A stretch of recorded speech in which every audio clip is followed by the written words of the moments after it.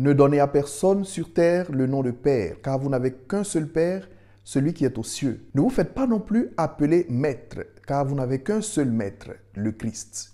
Bonjour chers frères et sœurs, chers amis abonnés, à vous tous, bonjour. Bonne journée à toutes et à tous et bienvenue à Parole de Dieu au quotidien.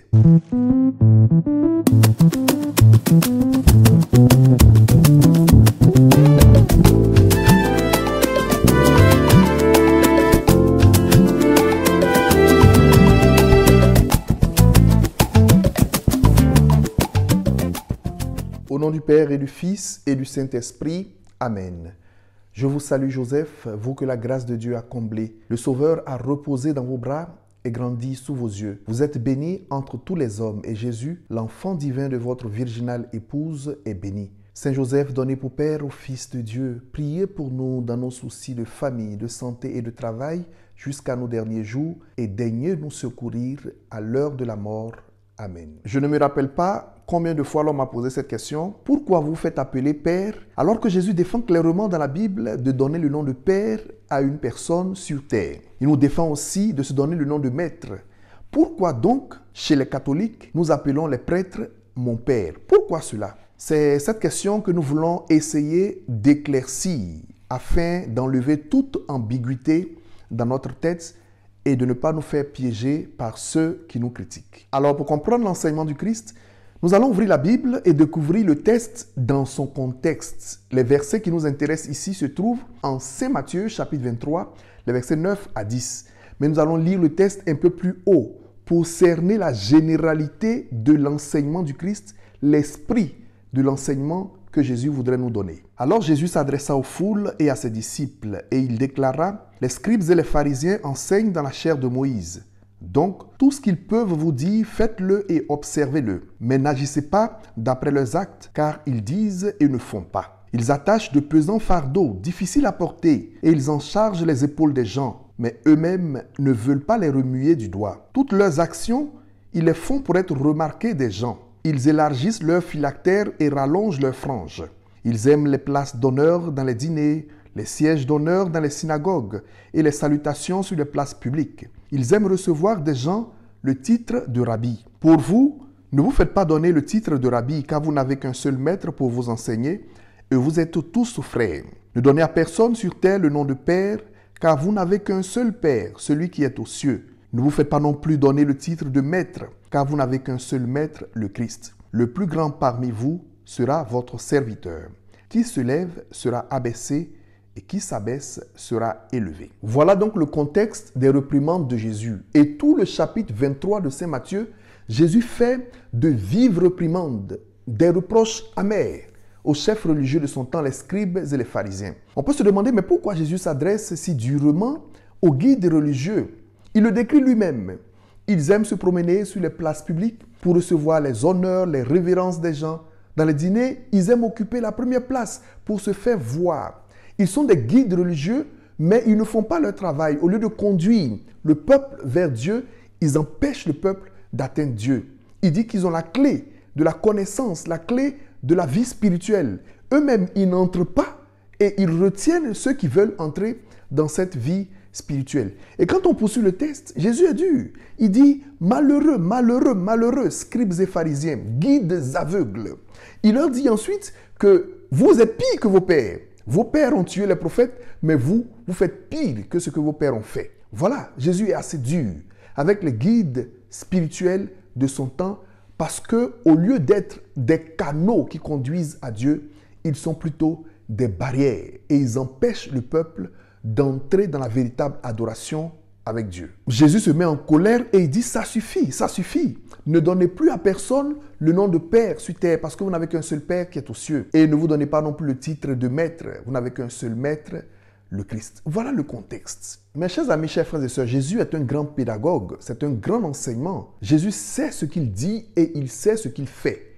En enseignant, il sait où il va. C'est pourquoi dans son enseignement, d'ailleurs, Jésus utilise des paraboles. Des paraboles pour nous faire saisir ici-bas des réalités du ciel. Puisque les enseignements de Jésus ont trait aux réalités du royaume. Donc, pour que nous puissions comprendre ces réalités du royaume, il prend des images dans les paraboles qui ont attrait à ce que nous vivons sur la terre. Ce que Jésus utilise précisément dans ce texte s'appelle une figure de style. C'est une rhétorique, une forme de langage. Ici, cela s'appelle l'hyperbole. Donc, dans l'hyperbole, il s'agit d'exagérer l'enseignement pour que ceux à qui tu donnes l'enseignement puissent prendre conscience de la gravité de ce que tu veux dire. Donc, il exagère dans son enseignement pour que nous comprenions que, comme guide religieux, il est bon d'être des exemples et d'être vraiment des chemins qui conduisent à Dieu. Sinon, la condamnation pour le guide religieux est grave. Et ce n'est pas la première fois d'ailleurs que Jésus parle de cette manière. En Matthieu, chapitre 5, versets 29 à 30, Jésus dit « Si ton œil droit t'entraîne à la chute, arrache-le et jette-le loin de toi. Si ta main droite t'entraîne au péché, coupe-le et jette-le loin de toi. » Et pourtant, Dieu seul sait. Dieu seul sait combien de fois chaque jour nos organes nous entraînent au péché. Nos yeux, notre bouche, nos oreilles, nos mains, nos pieds nous conduisent au péché. Notre cœur nous éloigne de Dieu. Mais sommes-nous capables, en respectant la parole de Jésus, d'arracher notre œil ou de couper notre bras parce qu'il nous entraînait au péché? Non, nous ne le faisons pas. Jésus lui-même en Jean chapitre 18, verset 23, pendant son interrogatoire, lorsqu'il a reçu la gifle du garde du grand prêtre, il n'a pas tendu l'autre joue comme il nous l'a enseigné. Parce que tendre l'autre joue, ça veut dire simplement ne pas entrer en conflit, ne pas attiser le feu du conflit, ne pas rendre le mal pour le mal. Mais il a demandé au garde, si j'ai mal parlé, montre-moi en quoi j'ai mal parlé. Et si j'ai bien parlé, pourquoi me frappes-tu? Donc, c'est une figure de style, c'est une hyperbole, l'exagération dans la pensée pour nous faire comprendre la gravité dans nos actions. Et maintenant, en parlant de pères, nous avons nos pères biologiques et c'est normal que nous puissions les appeler pères. Jésus lui-même, il a son père du ciel et Joseph est son père adoptif, qu'il a certainement appelé père pendant son enfance. En plus, dans le Décalogue, Exode chapitre 20, versets 1 à 17, au chapitre 12, on dit clairement, tu honoreras ton père et ta mère.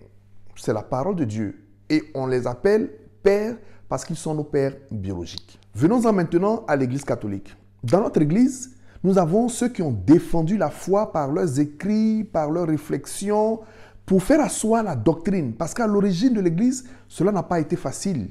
Il y avait des hérésies, il y avait des contre-vérités. Il fallait des gens pour défendre la foi au prix même de leur vie. On les appelle les pères de l'Église. Ils ont une grande importance pour nous. Maintenant, le pape est appelé le Saint-Père parce qu'il représente Saint-Pierre. Et c'est lui qui est le chef suprême de notre Église. Les évêques sont appelés nos pères évêques ou nos pères archevêques parce qu'ils ont la grande responsabilité des communautés chrétiennes. Ils conduisent des diocèses qui sont des milliers de personnes à leur charge. Et les prêtres sont appelés pères en raison de leur rôle spirituel en faveur des fidèles, un guide spirituel ou un directeur spirituel. C'est pour cela qu'ils sont appelés pères. Donc, le pape, les évêques, les prêtres, on les appelle pères à cause de leur vocation sacerdotale. La vocation sacerdotale qu'ils ont reçue de la part de Dieu. Personne ne se choisit pour être pape, évêque ou prêtre. C'est une élection de la part de Dieu. C'est une vocation, un appel auquel nous répondons. C'est Dieu qui les appelle et qui les a établis comme guides spirituels. Dieu agit donc par eux pour communiquer sa grâce au peuple. Et eux, ils agissent in persona Christi, dans la personne du Christ, comme des représentants du Christ. Voilà pourquoi on leur donne le titre de Père. Dieu voudrait que nous puissions faire l'expérience de sa paternité à travers ces hommes qu'il a choisis, qu'il révèle vraiment le visage d'amour du Père, le visage de compassion, de miséricorde, le visage d'accueil du Père. C'est pourquoi on les appelle Pères. Personne ne nie que Dieu seul est Père. Il est le Père créateur. Il est le Père plein de bonté, de générosité, d'amour, de patience, de miséricorde pour chacun des hommes. Personne ne nie que Jésus-Christ est l'unique Maître, la parole de Dieu incarnée. C'est son enseignement d'ailleurs que nous véhiculons. Et c'est l'amour du Père que nous voulons transmettre. C'est dans la volonté de Dieu le Père et de Jésus-Christ, l'unique Maître, que des hommes sont choisis pour transmettre l'amour de Dieu le Père et l'enseignement de Jésus-Christ, l'unique Maître et le vrai berger. Personne ne nie cela. Les hommes qu'il choisit sont simplement ses serviteurs, les serviteurs de sa grâce, les serviteurs de sa bénédiction, de son amour, les serviteurs de l'enseignement de Jésus-Christ. Ce que Dieu choisit comme pape, évêque ou prêtre, sont des chemins qui conduisent à Dieu, sont des guides spirituels pour nous aider dans notre marche de foi. Ce ne sont pas eux la finalité. La finalité, c'est Dieu le Père et l'unique Maître Jésus-Christ. Si donc dans votre vie, vous voyez qu'un évêque ou un prêtre n'est pas pour vous un modèle de foi ou est même une barrière, un obstacle qui conduit à Dieu, libre à vous de ne pas l'appeler Père, parce qu'il aura échoué dans sa mission. Quant à moi, vous pouvez m'appeler Père Nzebo, l'abbé Vincent ou Monsieur Kwaku. Cela n'a pas d'importance, ce sont des détails. Le plus important, c'est qu'il existe un rapport de respect, un rapport de confiance pour ce que je suis et pour ce que vous êtes. Le reste ne conduit pas au ciel. Le reste, ce sont des détails. Voilà donc mes frères et sœurs pour ce petit partage. Je suis le Père Nzebo Vincent Kwaku. Priez pour moi et soyez rassurés que je prie pareillement pour vous. Et n'oubliez pas de vous abonner à Parole de Dieu au quotidien. Nous nous donnons rendez-vous pour le dimanche prochain par la grâce de Dieu le Père. D'ici là, portez-vous bien. Que Dieu Tout-Puissant vous bénisse. Au nom du Père et du Fils et du Saint-Esprit. Amen. Au revoir.